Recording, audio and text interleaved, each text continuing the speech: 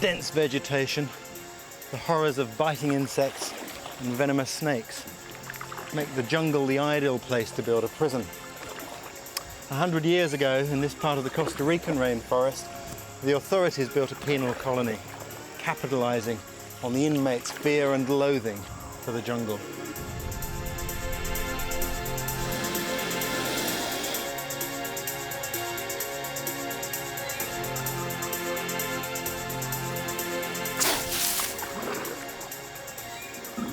Every time I come to the rainforest, there's a fantastic sense of anticipation because the forest is the most wonderful place to be. When I get in there, I really feel alive.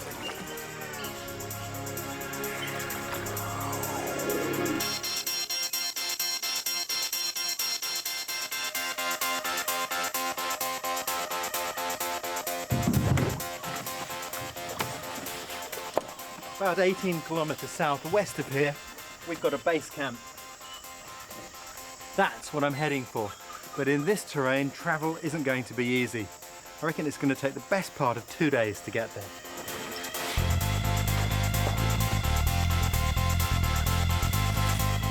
I'm due to meet an expert in jungle medicine at our base camp. I'm carrying all I need for the trek, but I'll also show you how it's possible to survive here with nothing more than a machete.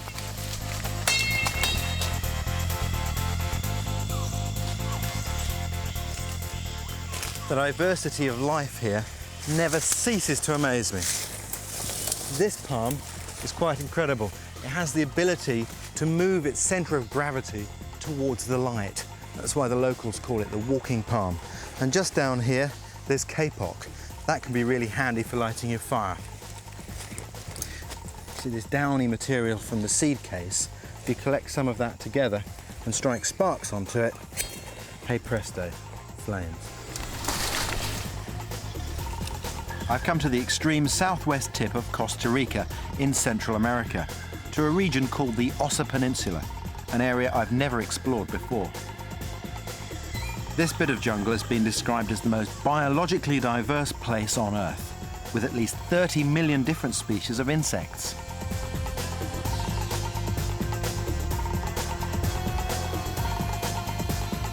I know the name of every type of tree in Britain, but I give up here. There are just too many to count.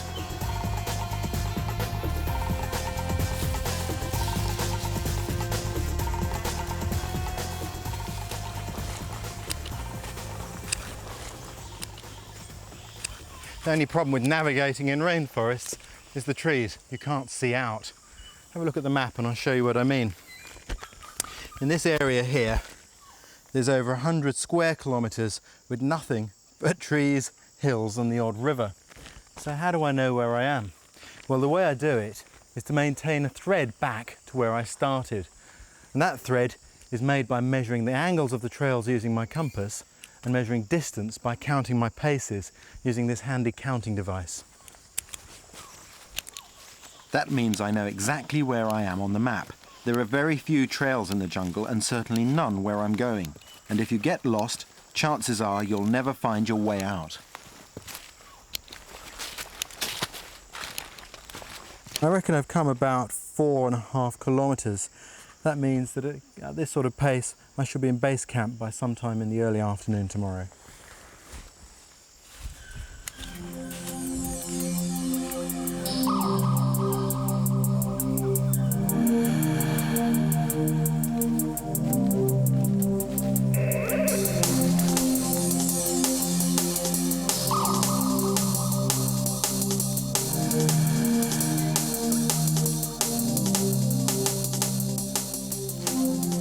Jungle hiking is hot, sticky work, and it's hardly surprising. Today the temperature's in the upper 80s and there's 90% humidity. So of course I'm sweating buckets, and when you sweat buckets, you've got to drink buckets. One of the old jungle tricks is to get water out of vines like this one.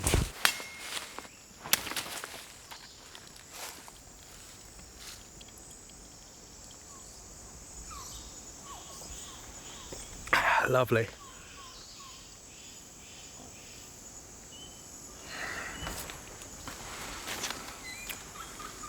Not all vines can be used like this. What you have to check for is that the liquid that comes out of it is clear, not milky, not yellow, not red, but clear. It doesn't sting your hand, and when you taste it, it doesn't burn your mouth. If it meets all those criteria, it's safe to drink.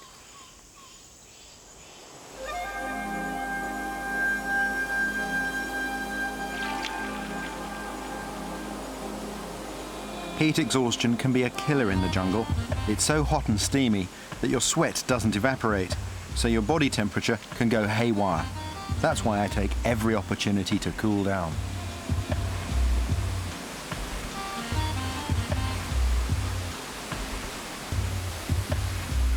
If your body temperature goes much above 40 degrees, you can suffer delirium and convulsions, fall into a coma, and even die.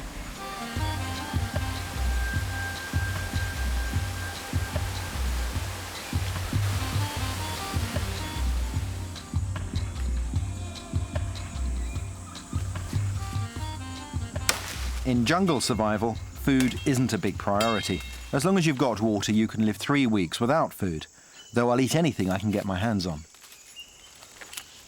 This is the heart of palm. You keep peeling it down through the woody layers to the tender core, which is absolutely delicious. And you eat your way back, when you find a woody bit, you peel it down again and eat the soft inner parts. Lovely.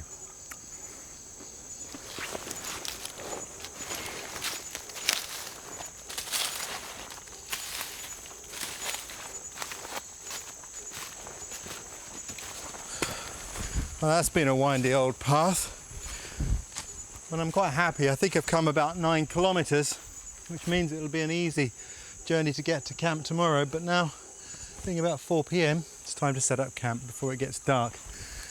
Because in the jungle, the sun seems to go straight out. It's like God turns off the lights. When I'm hiking in the jungle, I always use a simple system. A lightweight tarpaulin to keep the rain off, and a hammock to get me off the ground away from snakes and wild animals. The most important piece of equipment is a mosquito net. I've had malaria twice, a truly miserable experience best avoided. I always use insect repellents with high concentrations of DEET, as well as taking anti-malarial drugs. Oh, it's great. Lovely to take the weight off your feet at the end of a good day's hike. And unfortunately, I can't put my feet up just yet. I've got firewood to collect and dinner to put on. I can tell you something, I'm hungry.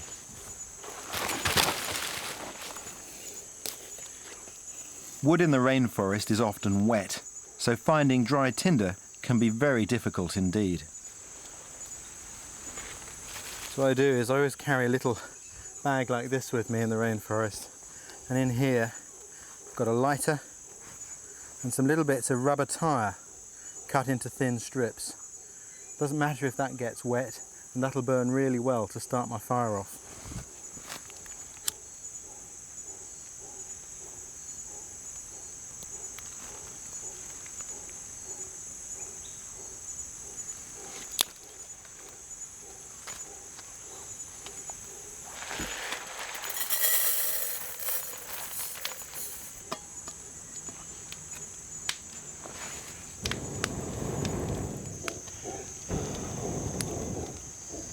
That amazing sound is a howler monkey. It's experiences like these that keep drawing me back to the rainforest. But of course, to the uninitiated, a sound like that, coupled with the gloom and darkness of the forest, can make the whole place seem intimidating. In fact, on my way in here, I met a Costa Rican park ranger who told me a very sad story about a husband and wife who came hiking in here not so long ago. They'd only been on the trail for about an hour and they decided to leave it and go into the forest. And their wife twisted her ankle. Well, only an hour from the ranger station, naturally, her husband set off back for help. But he made a critical error. He forgot to note down exactly where she was. It took them 3 weeks to find her. By then, she was dead.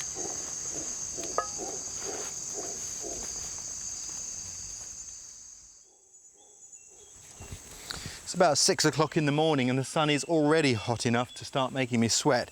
But it's great to wake up in the jungle. You feel fresh and alive and everything around you is just buzzing with activity. It's also good to use a camp like this because it's very easy to put up and to strike.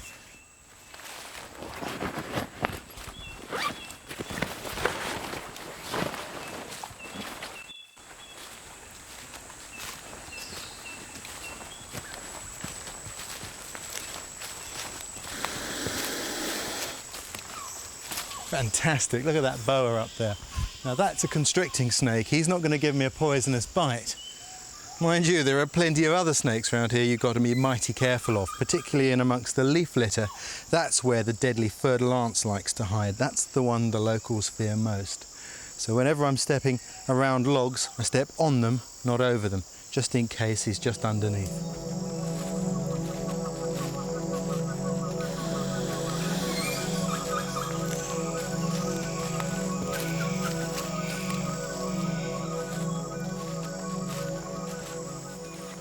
Well, here we are, base camp. Took me a bit longer to get here than I expected. Haha, my chance to get my own back. There's the crew.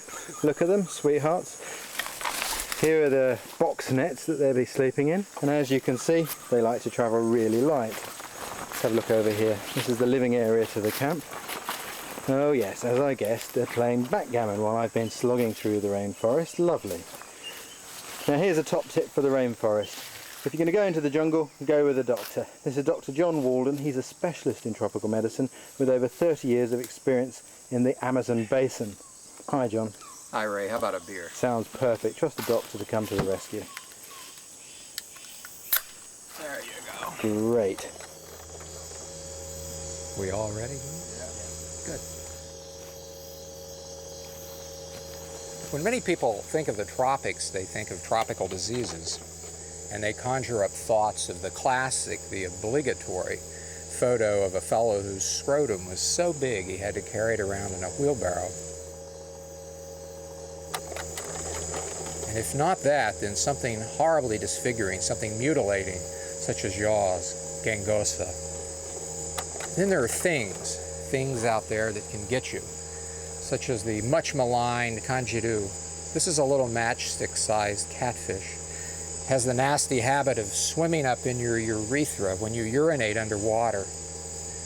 You know, if you live long enough and travel far enough, about everything your mother ever told you comes true, you know. If you have the misfortune of having this actually enter your urethra, it's definitely not a good thing to have. Surgery most likely would be required.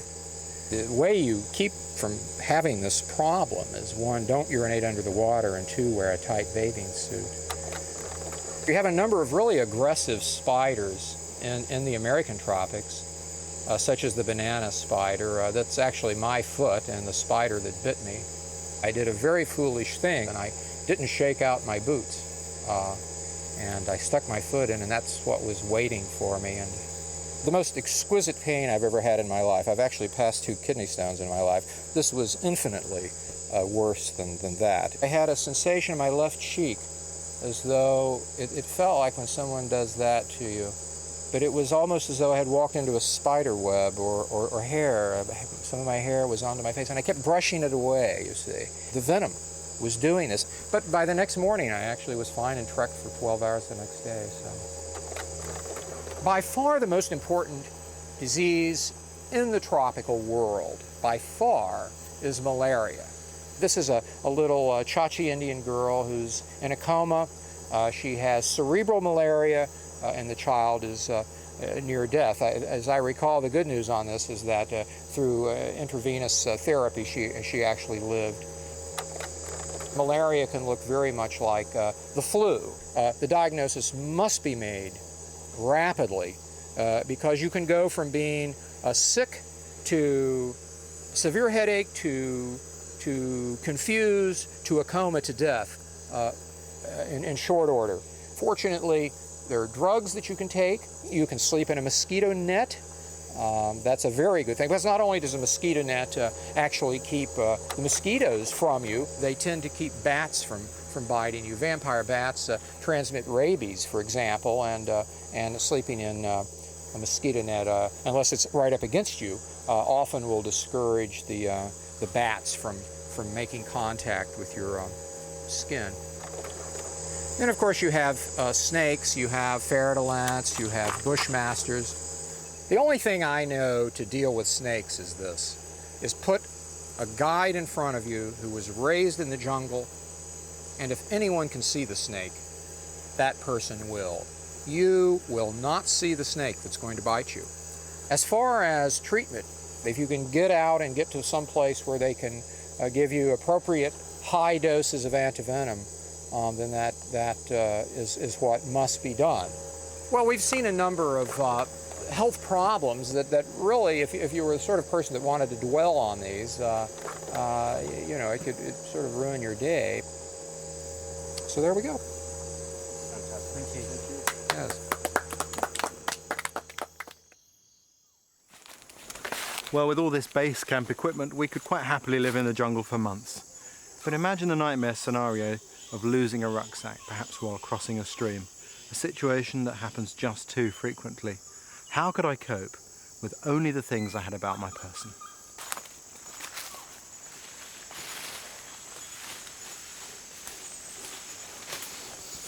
Well, I'm not on a day hike now. I've got to survive here. And the first rule of survival is to stop, think about your situation, and make a plan. Anything but panic. My basic plan is to stop here for the night and make a camp. And I reckon this bit of rainforest is going to give me everything I need. Without a machete, my chances of survival would be slim, and an ordinary knife is no substitute. Lianas like this are the natural rope of the forest. And I'm going to take this little one to help me tie my shelter together. I'm going to leave the big one up there so that we don't denude the forest.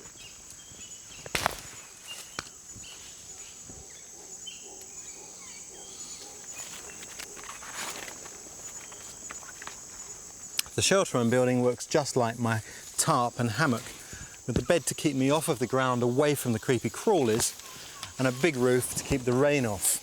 And I'm making that with this simple lattice work of poles and cross members made from lianas. These are fantastic materials, but they're so flexible I've been able to use ordinary conventional knots, starting with a timber hitch and finishing here with a round turn and 2 half hitches.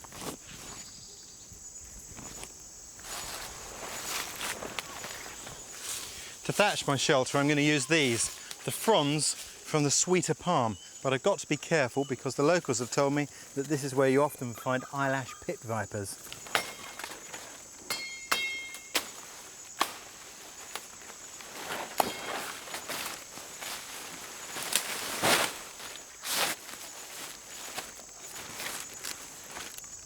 The reason I put the 2 layers of liana on is so that I can lock these palm fronds in place with their stem like that.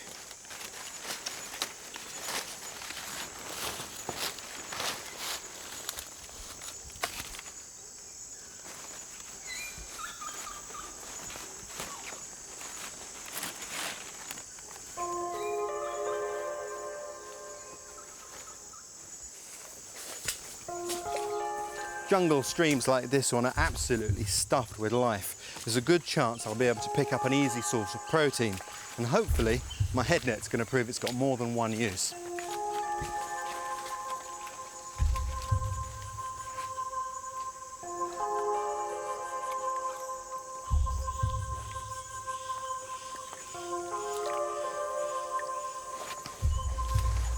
There we go, that's the sort of thing I'm after, freshwater crayfish and freshwater shrimp. Now they may look small, but survivors can't be choosers.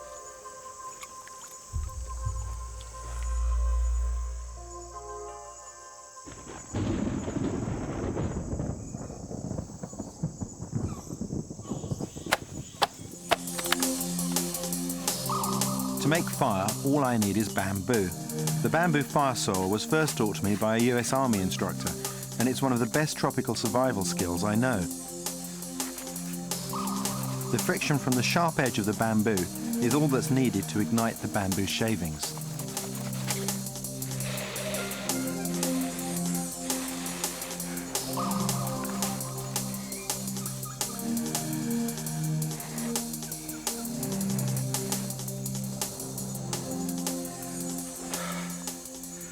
Sometimes you really got to work to get a fire, but it's always worth it because the fire lifts your morale, lifts your spirits, cooks your food, sterilises your water, and you can even signal with it.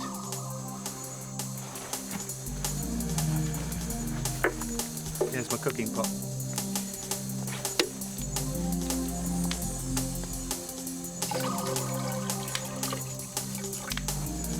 Time to cook these little fellas up.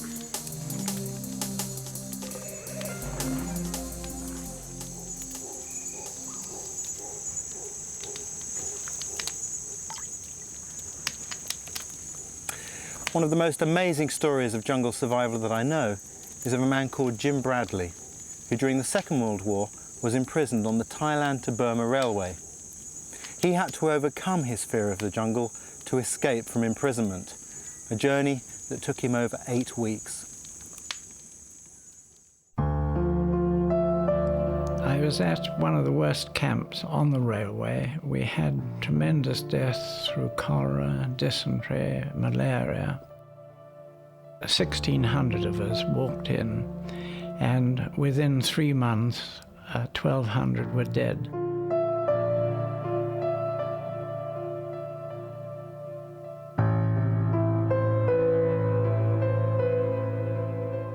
My colonel felt that we should try and escape, or someone should try and escape to bring this to the notice of the outside world. We had to succeed because death was the penalty for anyone escaping. Jim and his fellow escapees had managed to get hold of 3 machetes, several pounds of rice, and a few tins of sardines. Jim had always planned to escape and had managed to hide a compass from the Japanese prison guards.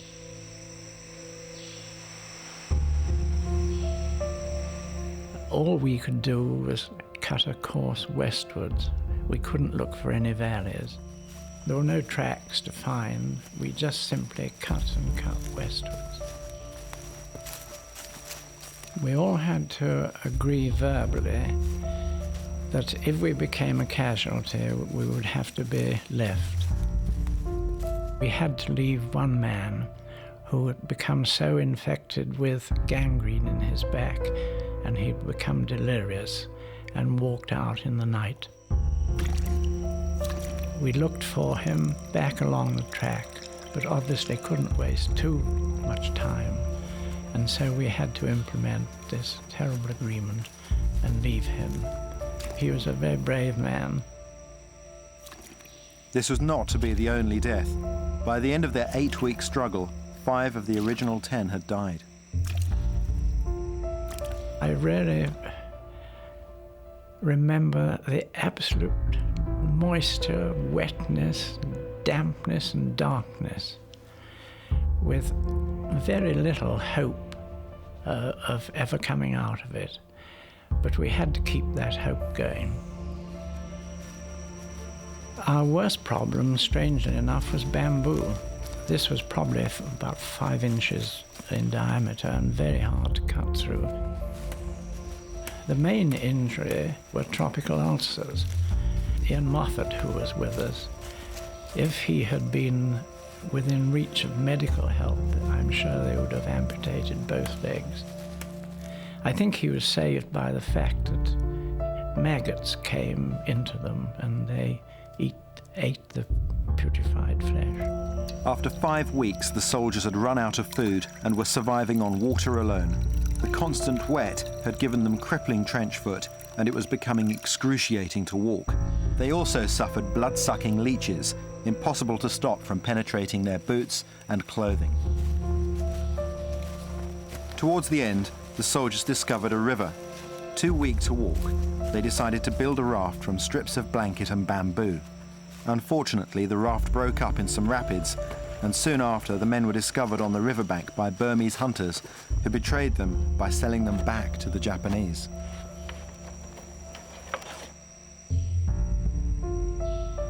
At the end, we felt we'd spent 8 weeks of really extreme hardship and lost 5 friends, and now we were back in the hands of the Japanese really in a worse position than we were before we left.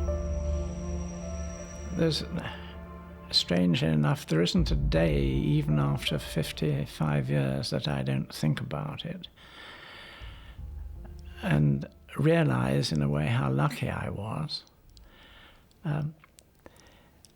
I think I thought a lot in the jungle that if I got home, I would never expect anything as my right. And that I think I have kept to. Jim and his fellow survivors went on to endure 2 months solitary confinement in a Japanese prisoner of war camp. They were spared execution, partly because the Japanese had such respect for what these courageous men had managed to achieve.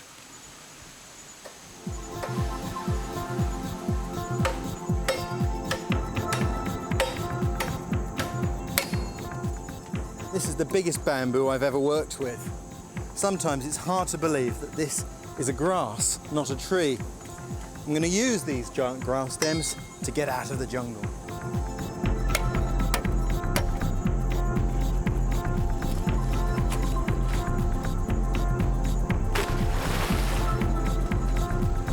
Rivers are the jungle's natural highways, the place you're most likely to come across help. Like Jim Bradley, I'm going to build a raft to get out.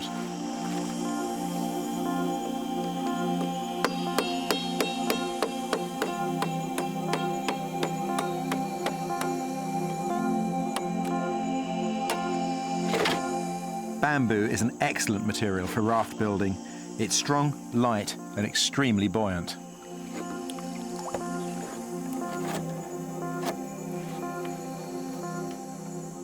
Well, it's the moment of truth. In theory, I should be able to float 100 miles or more on a raft like this. But you know how it is. In practice, things don't always work out that way. Here goes.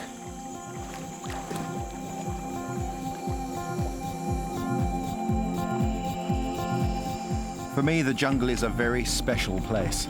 Living here can be hard, but most people who spend time exploring the jungle become intoxicated by its mystery and lure. If you know what you're doing, survival needn't be an ordeal. I find it exhilarating to be here because the jungle offers such an abundance of natural resources to work with.